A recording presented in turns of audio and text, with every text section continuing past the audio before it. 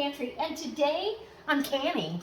So I have been working on this 30 jalapeno salsa all morning, and did all the coring and seeding of the jalapenos and chopping those yesterday, but I ended up adding some more. So this pot is about half full now. I've already got the canner almost full, and let's get an appropriate size lid here. We're gonna have several, well, it should be at least 2 dozen jars of jalapeno salsa. Delicious. And I'm using the Ball canning book guidelines for peppers and onions. There is a jalapeno salsa that's in there, and then there's another one. And so between the two, I've combined the recipe to make sure that it's safe, and it can water bath can for 15 minutes. All right. So in the canner it goes. I'm excited. So maybe I'll bring you in for a little jar filling, and then I'll show you the end results when it's all done. And that's why I'm kind of been MIA today. All right. And actually, I did want to point out that this was salsa. Let's see. I'm going to bring you down so maybe you can see a little bit better, and then I can chit chat.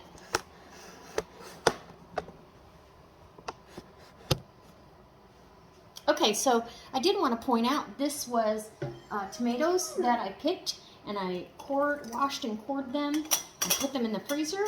And then my friend brought over 3 bags that he did in his freezer.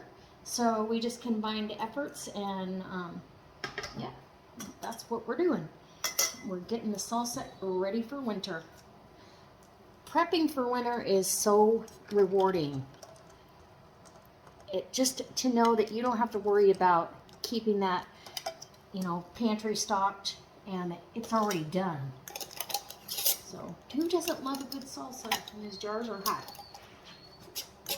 So this salsa is delicious. It's got per gallon of tomatoes 30 jalapenos, and we did 5 of each 30 count.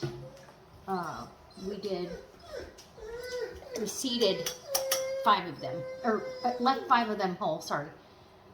Okay, my buddy's dog is not happy.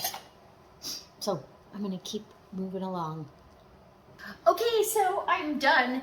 I took the last jars out of the canner. It was 3 runs in the canner to total 28 pints of salsa. Is that right? So we've got 16, yeah, 28 pints of salsa altogether. A dozen jars went home with my friend, so he's got his part of it, and it was fun doing it together, and having help getting the jalapenos cut up and the onions and garlic and all of that, and just good conversation. So anyway, it's still really, really hot, but this came out perfect, and I literally 28 jars plus 1 little bowl full for taste testing, and that was it. So that was 4-gallon bags from my garden, 3-gallon bags from his garden, and so 7-gallon bags of tomatoes frozen. And I also have at least a gallon of tomato juice that I'll be canning up tomorrow. So if you want to see how easy that is to do, let me know. I put those tomatoes on, let them cook down, and I ran them through the food mill to get the skins off and most of the seeds out of there, and it's a beautiful tomato juice. And so I'll probably add a little bit of salt, not much, and and then I'll show you the canning process. If you're interested, leave me a comment in the comment section and let me know. So anyways, I'm super excited. I've got enough salsa for well over a year. And yes, if I ate a jar of salsa every month, you know what I mean? But you can cook with this. It makes great Christmas gifts. And I'll probably share some with my daughter and her husband.